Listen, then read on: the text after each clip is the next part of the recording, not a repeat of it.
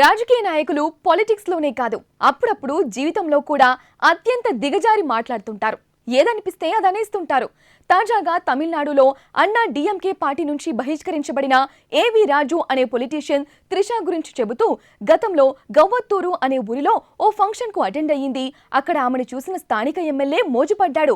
ఒక్క రోజుకు 25 లక్షలు చెల్లించి ఆమెతో గడిపాడు, అందుకు నేనే సాక్ష్యం అంటూ అత్యంత హేయంగా మాట్లాడాడు. దీనిపై త్రిష లీగల్ గా వెళ్లబోతున్నట్టు ప్రకటించింది. కోలీవుడ్ నుంచి కూడా చాలా మంది ఏబీ రాజు వ్యాఖ్యలను ఖండిస్తూ సోషల్ మీడియాలో పోస్టులు పెడుతున్నారు. రీసెంట్ గా లియో మూవీ టైంలో కూడా త్రిషపై రేప్ సీన్ లేనందుకు తను చాలా డిసప్పాయింట్ అయ్యానని నటుడు మన్సూర్ అలీ ఖాన్ చేసిన వ్యాఖ్యలు మర్చిపోకముందే మరోసారి త్రిషను ఇలా టార్గెట్ చేయడంపై అభిమానులు మండిపడుతున్నారు. అయినా ఆడవాళ్లను గౌరవించలేని వెధవలను రాజకీయాల నుంచే కాదు సమాజం నుంచే బహిష్కరించాలి.